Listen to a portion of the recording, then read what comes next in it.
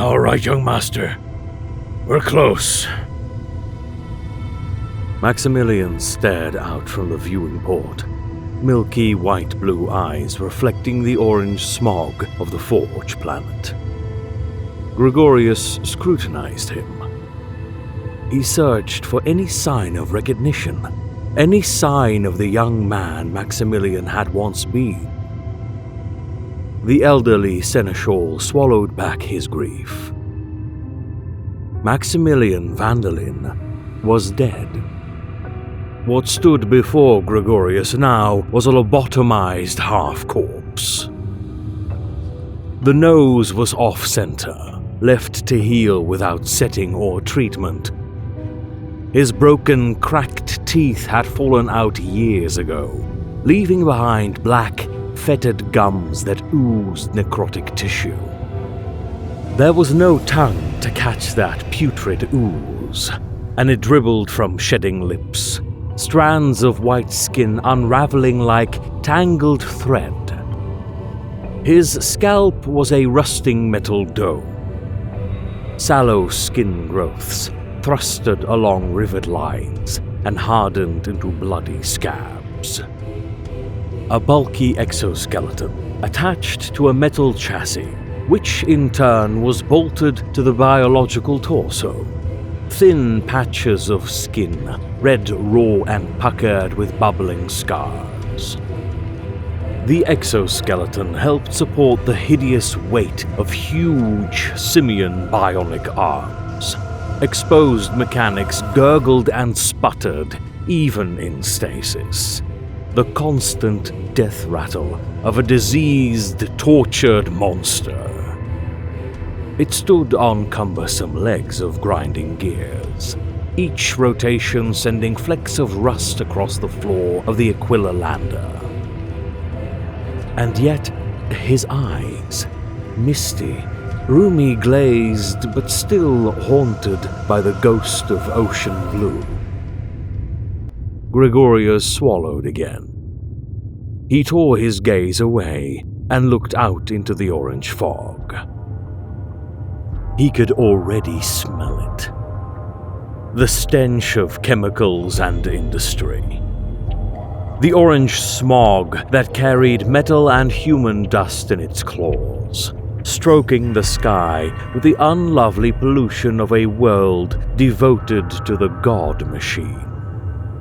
He tasted ash and iron, the tang of evaporated blood. Their lander circled in the sky, following a corkscrew queue behind 36 shuttles. Together, they formed a mechanical swarm of loaders, bloated with material. The swarm dove and rose again in a crazed insect pattern. Binaric rhythms pulsed through the lobotomized minds of their legless servitor pilots. Beneath was the landing pad, an asylum painting of crisscrossing tendril lines. Thick, undulating tubes vomited promethium into the open mouths of heavy haulers. Scuttling monsters bent under the weight of their oversized cargo. Maximilian. The servitor groaned at its name, neck servos grating as it turned to the elderly seneschal. Gregorius blanched at the incomprehension in its all-too-human stare. Are you there, Maximilian? A tear ran from the servitor's milky white-blue eyes, leaving an oily stain across pinched skin. The tech adepts had assured Gregorius that this was nothing more than a common malfunction of the tear ducts. The seneschal still had his doubts. There was something in those eyes beyond their misted color. A slight straining. A barely perceptible spark. The shadow of abject, pleading horror. Not long, young master. Not long. The shuttle landed, ramp opening wide to the thunder of industry. Skitarii ogres dragged along desperate slaves, deaf to their screams. Grotesque, lopsided servitors shouldered cargo on their hunched, broken bodies. A tech adept, face covered in the shadow of a red hood, blurted harsh binaric. Mutilated serfs dragged a promethium tube from one side of the platform to another. A figure appeared from behind the shifting promethium tube. An abomination in red robes, their 3 bionic eyes forming an unblinking triangle of hellish red. INKOTOBER. This unit offers greeting, Seneschal Gregorius of House Vandelin. I didn't expect you to meet us on the landing platform, Tech Priest. INKOTOBER drew back her lips. Her gums bled oily pus. Her few remaining teeth rotted and black. Orange-flecked grey met her cheeks at wheels of puckered red raw flesh. A mechadendrite wormed from her sleeve, ending with a tiny snipping claw. Maximilian groaned. It sounded like the terrified braying of a mechanized grox. This unit also offers greeting to Sire Maximilian of House Vandelin. Blessed is the mind too small for doubt. Thank you for your welcomes, Tech Priest. Perhaps we can get out of the way. INKOTOBER nodded slowly. Follow. She led them from the landing pad, lines of servitors parting like an ocean of iron, separated by an ancient prophet. Her limping pace was unhurried, but steady, the ends of her robes trailing muck and ash. Gregorius struggled to keep up.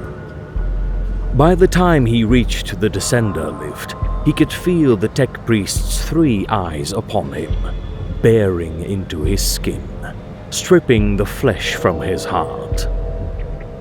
The flesh is weak. Aye, Tech Priest, and this flesh is old. The descender lift shuddered, sinking into the iron earth. The cacophony of the spaceport was supplanted by the droning roar of the giant loud hailers, repeating again and again the credo OMNISSIAH.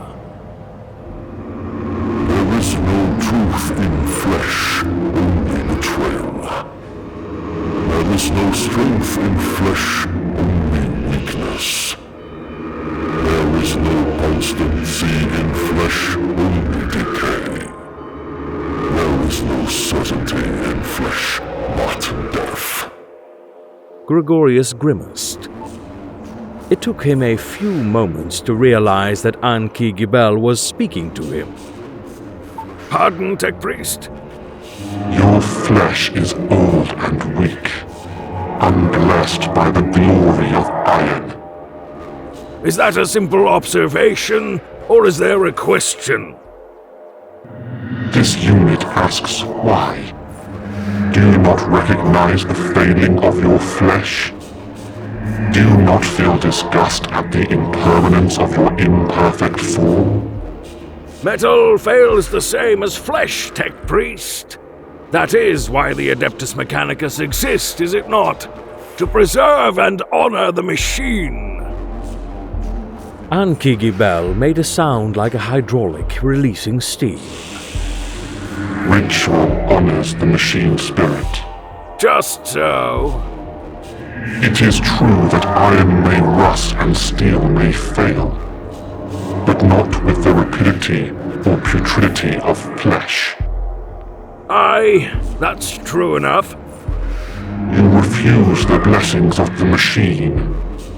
Gregorius smiled guardedly.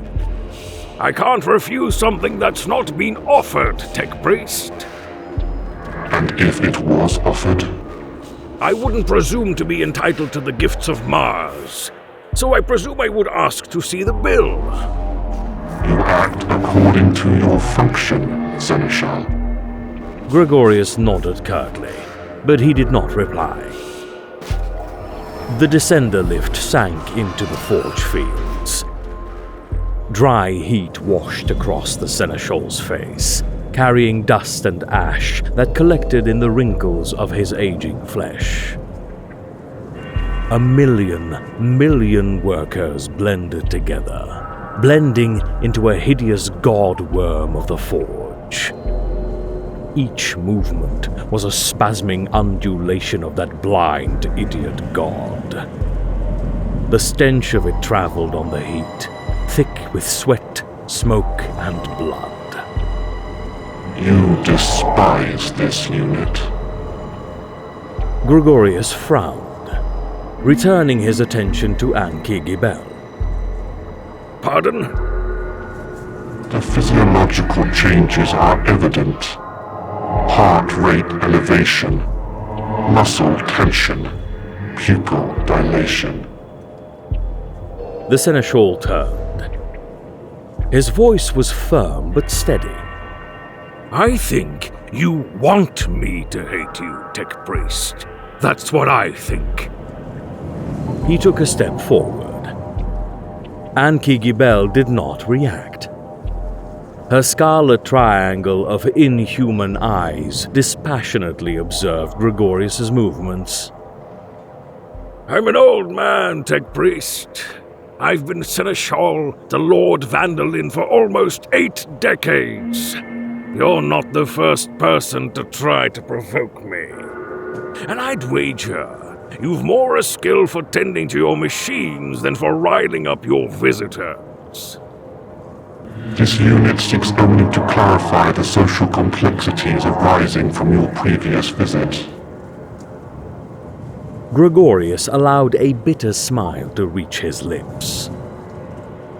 Aye, our last visit. You provoked the young master well enough, Tech Priest, and he paid the price. Maximilian was impetuous, and he was proud, and he was young. But I am none of those things. More's the pity. The Tech Priest cocked her head. Her unblinking eyes analyzed and processed. Gregorius felt his throat tighten, but maintained his bitter smile. The flesh is weak, Tech Priest. He tapped the side of his head. This old, foolish body might be preparing for a wrestle, but my mind's in control. INKOTOBER nodded. The flesh is weak. Aye, as you're so fond of saying. Their platform kept descending. Vast orange rust gears rotated and clicked in those spaces between spaces. Gregorius gripped at the railing. He breathed slowly and steadily, forcing his heart rate to slow. Sweat pulsed from his temples and streamed down his back. The heat was intensifying, hotter and hotter, drier and drier. He licked at his lips for moisture, feeling the skin starting to peel in winding strings of dead flesh. Finally, they reached the bottom. Gregorius swayed against the railing. The heat was all but intolerable. He felt cramps spread across his limbs and stomach. Waves of nausea slowly crept up in his gut. A headache unfurled from temple to temple. Gregorius gasped. Maximilian stood beside him. The servitor's face was graying and slick with pouring sweat, but it showed no expression of discomfort, no grimace of exertion. The Seneschal felt a triad of red eyes upon his back. Whatever this is, Tech Priest, whatever it is you're trying to prove, it's nothing that the bathroom mirror doesn't prove each morning. He took a trembling sip from his canteen. The water triggered a gag reflex, and he retched. It fizzed against the floor, strands of steam snaking into the blurring air. A low string of incomprehensible binaric rumbled through his stomach. Maximilian shifted. Gregorius muttered incoherently as the servitor picked him up, holding him to its chest, in the parodic, clumsy approximation of a lover's embrace. INKTOBER stood before them. Her eyes blurred into one another, forming hazy lines to complete the triangle dots. In her hands, sallow and age-spotted, she held the Seneschal's canteen, bringing its waters to his lips. Drink slowly. The flesh is weak. Gregorius nodded. He knew that it was all too well.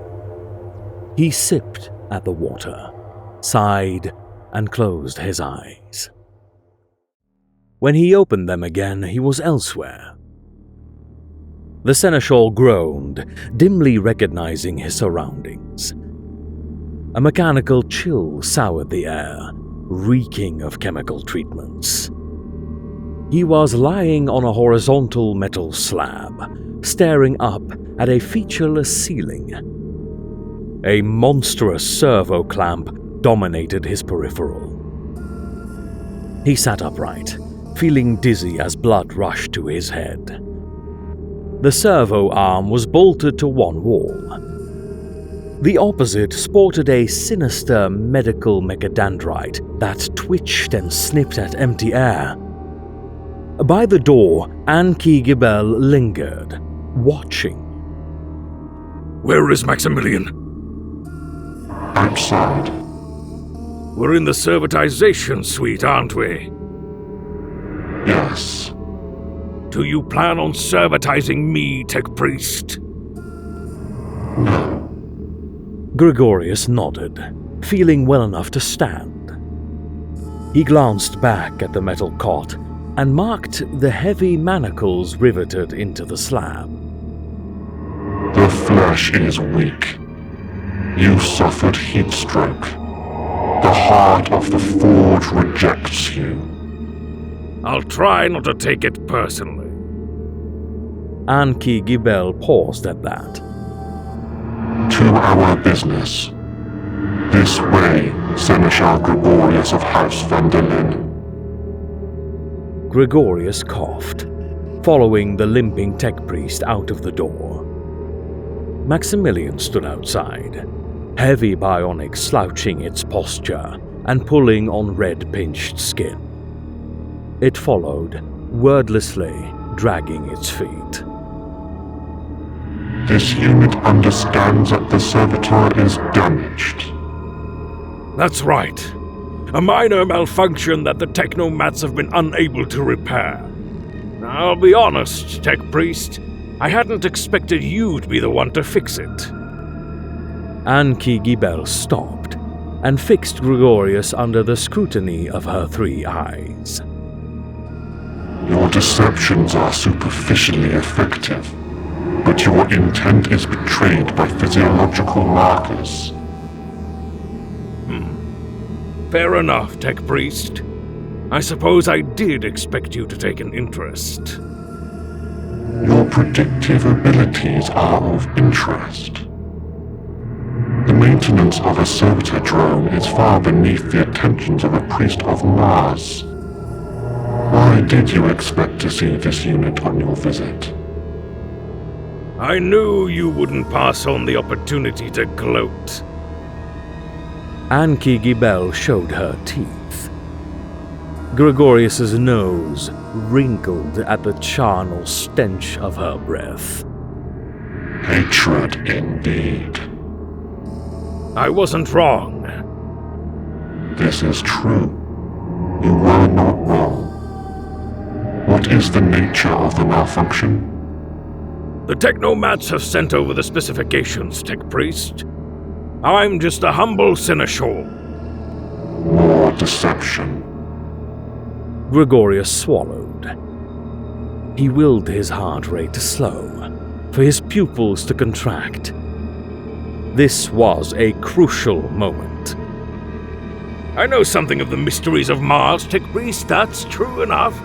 But I wouldn't gainsay the technomats of your church. You think that their assessment is incorrect? On the contrary, Tech Priest, I think they're right. I don't see what I could add other than confusion. Ankh-Gibel continued to scrutinize. This unit has a query. Very well. Does Lord Vandelin know that you are here? Gregorius paused. Another crucial moment. Lies within lies. Deceptions within deceptions. Yes and no, Tech Priest. He knows I'm on this world, but he doesn't know why. He thinks that you are seeing to his financial affairs, regarding his ongoing contracts with the cult Mechanicus. But, in truth, you are here to effect repairs for the servitor drone, to which you have sentimental attachment. Gregorius felt his heart quicken, the muscles in his arms and chest tense. Aye, that's the long and short of it. So, will you help me? Yes. Ankh-Gibel turned and continued walking. Gregorius thought he heard smugness in her mechanical voice. Follow. She led the seneschal into another cell, identical but for the substitution of the metal slab for an upright X-shaped cross. Thick metal clamps lay open along the metal, 4 for each limb, another for the neck. A further 2 larger bands for the chest and abdomen. With each restraint wide open, the cross reminded Gregorius of an angry wildcat with its fur standing on end. The air was cold. It stung of formaldehyde. Gregorius's mouth twitched. He knew where he was. He knew what this place was. You do enjoy your cruelties, Tech Priest. He lingered by the door and watched as Ankh-Gibel led Maximilian into the room. Responding to a low drone of binaric, the servitor braced itself against the cross, wrenching its limbs into awkward splayed position. Another burst of lingua blurted from the Tech Priest's throat. The metal restraints snapped shut, scraping at the servitor's bionics with a spine-scratching sound. The flesh is weak. You're becoming a little repetitive, Tech Priest, and you keep forgetting that I'm an old man. I might understand the weakness of flesh better than you. He thought he heard Ankh-Gibel chuckle, a wet, rasping noise. This unit is not young, and the frailties of flesh extend beyond the degrading of biological functions associated with natural aging. This unit refers to your sentimentality. This is where he was mutilated. Yes. This is where Maximilian Vandelin was servitized, after an unfortunate series of logistical errors. This unit returns him to his nursery, to honor the machine he has become. Gregorius smiled. Wrinkles folded around his mouth. You're right, Tech Priest. He stepped forward into the room, nice and close. This does honor him. He looked up into the servitor's milky white-blue eyes. Maximilian, young master. Abomination. The servitor's head straightened. In the brief moment, Gregorius was sure he saw the young master smile. Directional crack charges burst out from the servitor's torso, tearing the metal plate bolted against puckered red raw skin. Licking flames followed a concussive pressure blast. Gregorius's eardrums burst, his eyes bled. Jagged shrapnel tore through the servitor and converting its bionics into yet more shrapnel. The steel cross held, keeping Maximilian fixed in place even as its body was ripped asunder. The servitor's head flopped forwards. His tortures were over. Gregorius hit the floor in a puddle of his own blood. The edge of the blast had smoothed back his wrinkles with hot thermals, even as the metal shards made new ravines in his flesh. INKTOBER had been standing directly before the servitor. She had made a strange gurgling sound as she was thrown back, slamming against the wall with a sickening snap and the squeal of outraged metal. Her robes had been shredded, revealing a nightmare nest of overlapping tendrils and broken bionics. The few patches of human skin both paper-thin and cadaverous with rot. Now she lay still. The wormy bionic that had completed Maximilian's mutilation wriggled in fitful splutters. Gregorius gasped. His body was ripped asunder, but that was for the best. Better to die here than to survive as a prisoner of the Adeptus Mechanicus. He watched as blood pooled out from a dozen deep wounds, the scarlet fading to dreamy grey. The pain began to fade, to feel more distant, as if possessed by someone beyond himself. Sleep beckoned, and Gregorius surrendered to it. A slow smile spread across his lips. He tried to speak the young master's name, to tell Maximilian that he was avenged, but it was too late. Just as the pain was distant, so were the functions of his body. His soul gently disengaging from the ugly business of life. Gregorius closed his eyes. He thought of Maximilian. He thought of his late wife. He let out one final sigh before the darkness took him.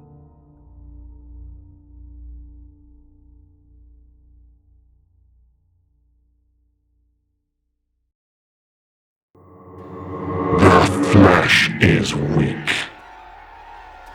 Gregorius's eyes flickered open. He let out a sob of sheerest horror. 3 red eyes stared at him, arranged in a triangular shape. He saw cracked cheekbones, ripped skin, a broken jaw, and black, rotten gums. The flesh is weak, but the machine endures. INKTOBER stepped away. Gregorius tried to move, but found himself restrained by the heavy clamps of a metal X-shaped cross. Spasms of agony shot across his body as his struggles pulled on stitches and recent bloody wounds. He was still in the same room. The walls were scored with shrapnel scars and blackened by scorch marks. The stink of physaline and smoke competed with the oppressive stench of formaldehyde. The servo arm flopped disjointed from the wall, hydraulics severed and dribbling motive force. How? How? This unit has explained already. The flesh is weak, but the machine is strong. Unofficial heart of a crack grenade explosive is an unpredictable organ. A dud! A misfire! Does it seem as though the grenade misfired? Social Gregorius of House Vandalin? The tech priest turned back to Gregorius. Her robes were still in tatters, her bionics sparking with luminum. Hundreds of tiny clicking pieces churned around where her chest should be. A concave chasm of scuttling metal legs and worming feelers.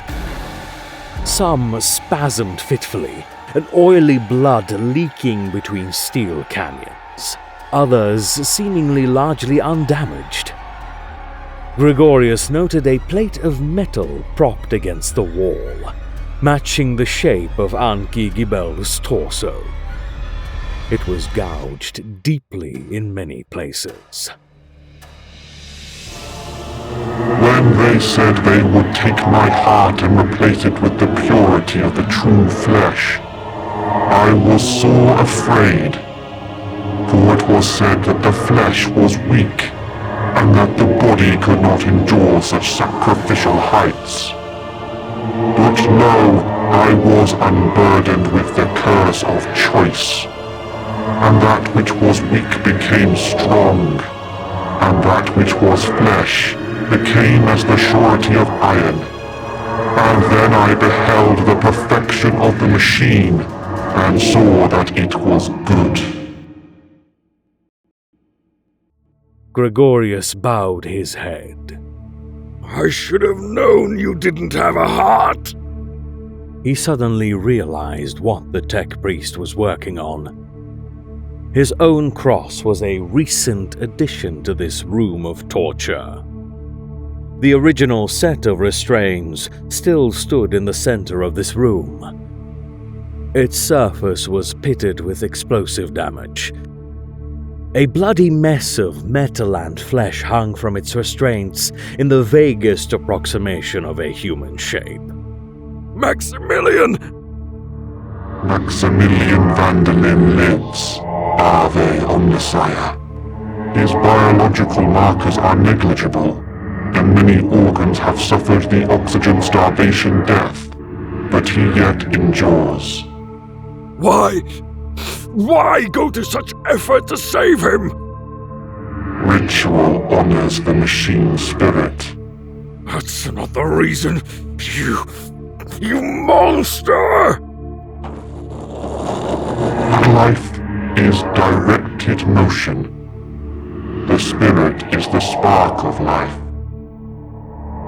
I wish for the spirit of Scion Maximilian of House Vandalin to endure for a very long time. Damn you! Gregorius struggled impotently against his bonds. Damn you! He watched as the tech priest slowly sliced away what was left of the servitor's torso carapace, the Medicae mechadendrite occasionally twitching forward to inject chems into the mess of biological matter. Anki Gibel wielded a miniaturized las cutter, her age-spotted hands trembling as she sliced away tangled metal and small chunks of rotten skin.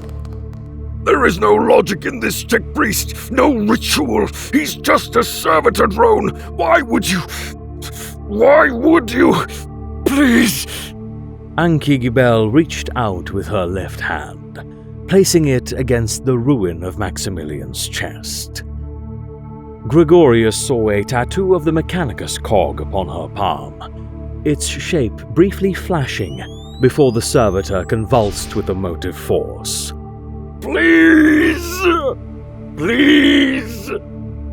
The rest of Maximilian's torso plating fell away with the slick, slopping sound of failing surface tension and the ugly crash of metal hitting floor. Beneath was the shattered remnants of bloody ribcage. Jagged bones were decorated with scraps of skin and shredded muscle. The stomach was gone. The left lung was a gory mess, Gregorius could make out the shape of Maximilian's heart, but it had been lacerated in a myriad places, the struggling organ tissue collapsing in on itself after spilling a canteen of blood across a mangled diaphragm. The right lung was largely intact, but it was failing, slowly deflating like a fleshy balloon. INKTOBER examined the damage, red eyes glowing. You can't justify the cost! A bionic heart, a lung, a stomach for a servitor drone? Tech Priest, this isn't right! You know this isn't right! INKTOBER did not reply. She simply waited. The door opened. A servitor stumbled in, pushing along a trolley burdened by a large spidery machine. A grotesque abomination of thin, tubed wires, ridged bellows, and translucent milky blood sacs, all stitched to a whirring metal box. The servitor might have been female once. A tuft of dead hair fell from the right side of its scalp to scratch at its hunched shoulders. The servitor was followed by a tech adept, an electro saw in their metal hands. No! The cultists communicated in a low, stomach-churning binaric. As the tech adept deftly manipulated the tubes of the appalling trolley-bound machine, the mechadendrite of INKTOBER began the grisly process of separating Maximilian's heart from his circulatory system, snipping through arteries and veins, occasionally releasing a weak discharge of congealed blood. The tech adept connected the tube wires to those severed vessels, soldering them in place with deft, expert hands. The machine on the trolley buzzed, ridges pulling together and pushing apart as the bellows contracted and expanded in sickening rhythm. The blood sacs squeezed, pressure forcing its contents through the wire, delivering foreign vitae to the mutilated scion.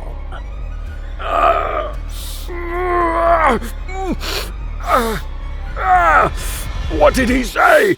What did he do to you? Why does he deserve this?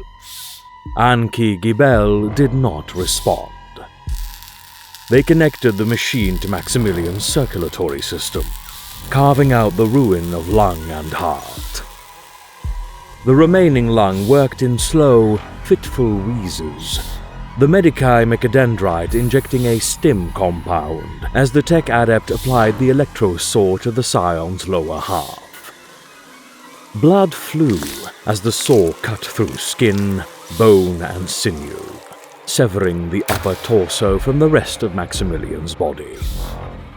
Gregorius screamed, begging INKTOBER to stop, but he was met with silence. Silence and the electrosaw's roar. The lower part of Maximilian came away with a vile, wet tear, another dose of emergency stim injecting into the young man's neck. The servitor shuddered. Somehow, impossibly, Maximilian still lived, kept on the edge of life by the profane insight of the Martian cult. Thus do we invoke the machine god. Thus do we make whole that which was sundered. This is madness! Madness! Maximilian's eyes flickered open, widening horribly as its mouth let out a long electronic moan. What remained of its body shuddered, but it did not try to free itself. It did not try to resist or escape. It simply took the punishment, even as it screamed, even as INKTOBER's mechadendrite sliced open its metal scalp so she could take a look at the diseased meat of its brain. Foamy blood dribbled from its mouth, fizzing with lumen spittle. Oily tears dripped from milky white eyes. Gregorius sobbed. Another servitor limped into the room. In its hands was an iron dome chassis. The tech adept reverently held aloft the fizzing box of the trolley machine. Diurnal tones pulsed through Gregorius's gut. INKTOBER interlaced her fingers in the sign of the cog mechanicus. Slowly, the tech adept lowered the box into the dome chassis and soldered it in place. The servitor then raised the metal into the meat of Maximilian's flesh, closing the gaping wound of its lower torso. Another servitor brought the tech adept an electro drill. The cultist began corkscrewing bolts into what remained of Maximilian's ribcage. They fixed the dome in place as bone dust seasoned the draining pools of blood. INKTOBER left the room. The tech adept continued. They repaired the exoskeleton that had severed and fractured beneath the cracked grenade's force, removing the metal struts and fixing placements into graying flesh. They fused together the cut that INKTOBER had made in the servitor's skull. They washed away the bone dust and blood with buckets of oily water, offering a binaric prayer each time they splashed Maximilian with a promethium foulness. The liquid detritus drained away into the floor. Finally, they finished. The tech adept bowed and stepped away, their fingers interlaced. The other servitors shuffled back. Another sob leapt from Gregorius's throat. Maximilian hung suspended from the metal cross, an upper torso ending in a perverse, human-sized ball bearing. Gregorius could hear the machine within that dome, fizzing and pulsating, that wet, gasping sound of bellows inflating and deflating in steady rhythm. Its arms, though supported by new struts of solid iron, still dragged, stretching grey skin to the point of tearing. And above that horror was Maximilian's face, still cruelly human beneath a metal scalp. Its chin, permanently lopsided where it had been brutalized by an ugly impact. Its nose, forever broken and off-center. His eyes, milky white but tinged with ocean blue, leaking pain-response tears, and bright with a glint of terror. The tech adept straightened. The door to the room opened. INKTOBER stood in the threshold. Behind her was another line of waiting servitors, carrying tools and bionics, gears and wires. Gregorius laughed, the insane cackle of a broken man.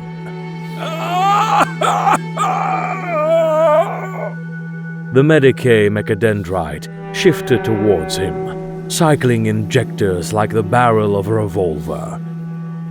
It fed a needle deeply between Gregorius' shoulders and neck, and everything went dark. He used to wonder why they had sedated him. It had seemed almost kind, a strange human kindness that he knew the Mechanicus did not possess.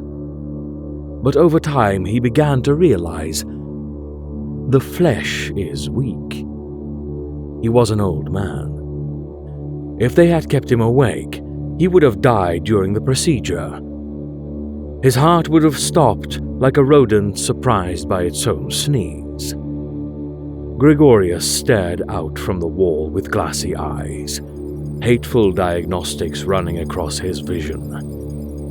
He had wanted to blink for several decades, the sting in his eyes now a maddening pain, but he did not have the ability to move his eyelids.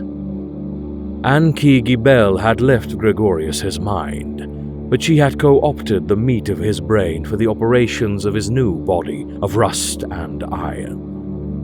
The seneschal wanted to scream, even now, but his mouth was not his. He wanted to thrash, to smash his spindly bionics against this prison of steel, but his arms were not his either. In the periphery of his strained, agonized vision, Gregorius could see the shape of his arms. Pallid, sallow-spotted flesh had been hacked off and discarded, replaced by thin, flexible limbs of ridged metal. One ended with an injector. The other ended with a small clamp, wide enough to seize a servitor by the head and hold it in place. Gregorius could not see his legs, but he never moved, and he assumed that they were gone. Beyond his arms were arches of metal, forming an alcove in which he sat or hanged. He could feel an awful weight on his stomach, as if he was sinking into dense oil or quicksand.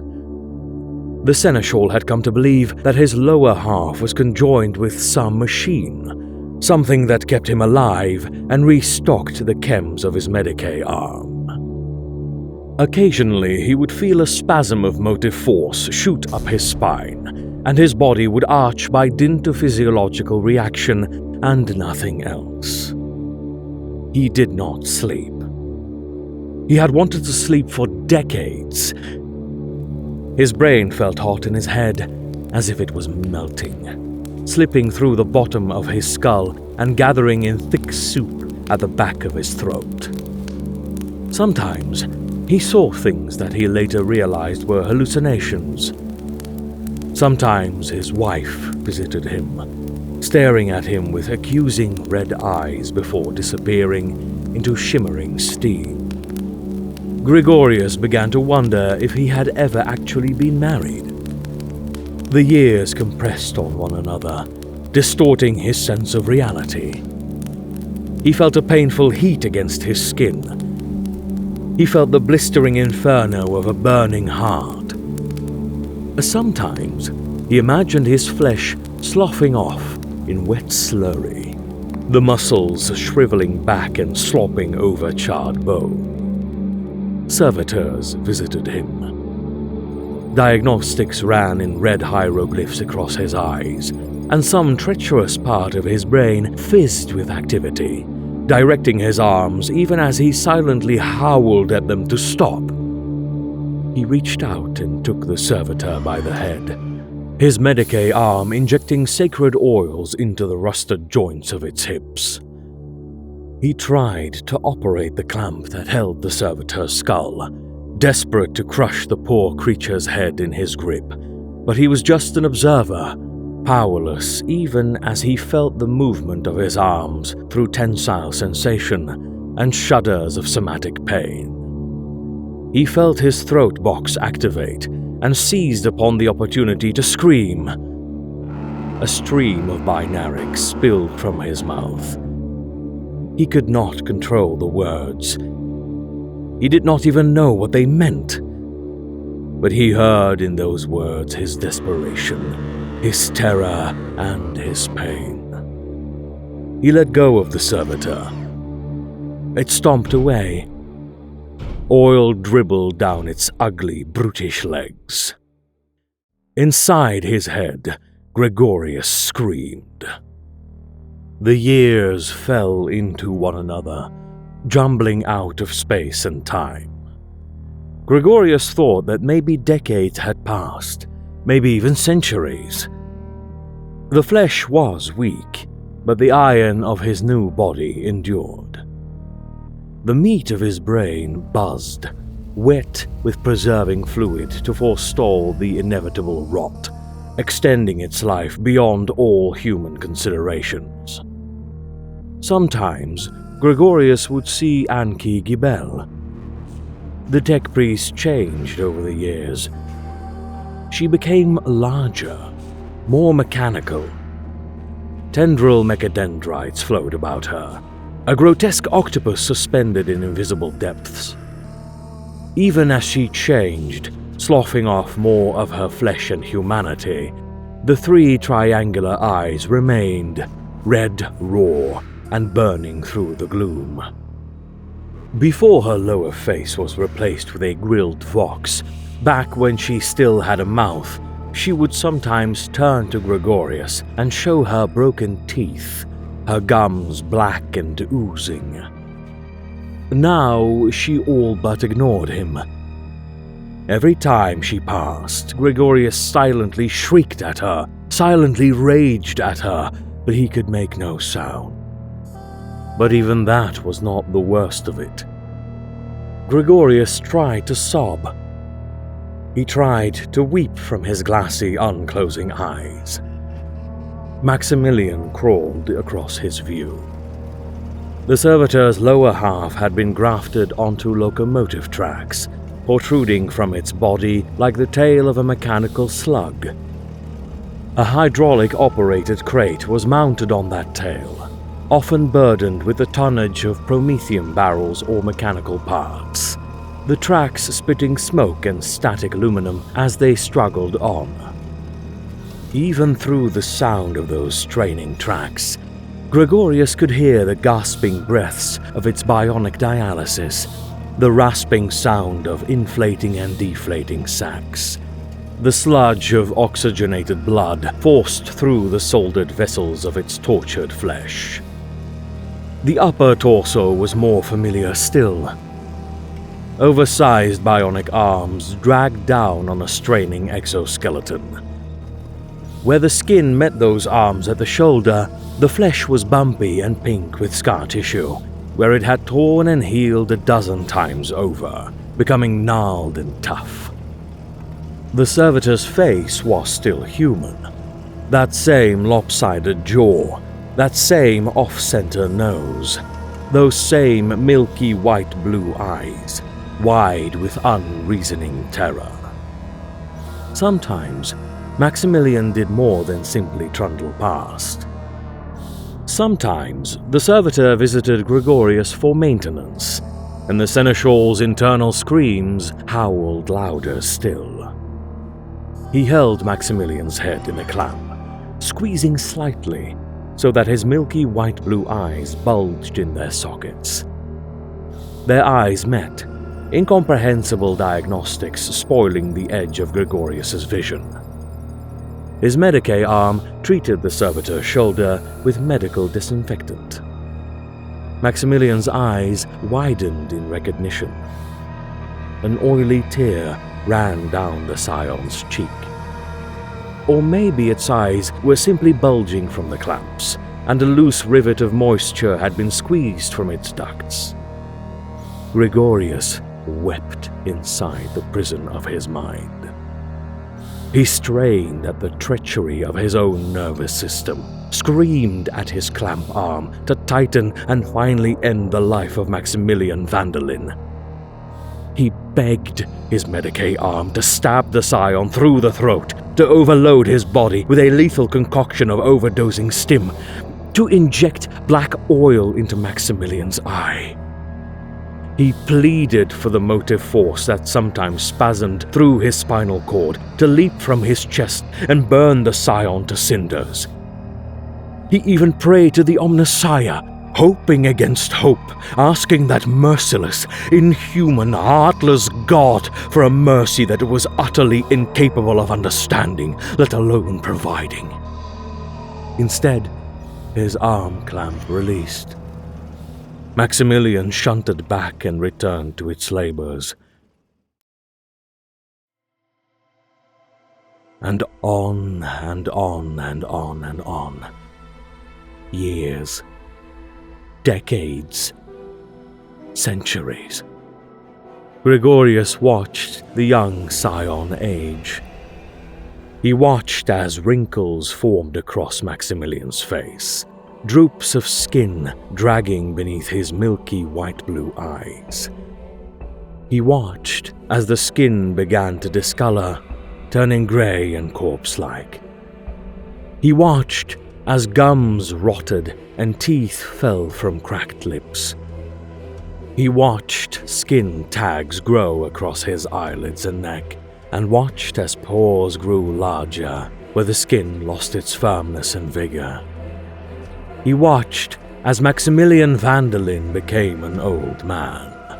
And throughout it all, he screamed.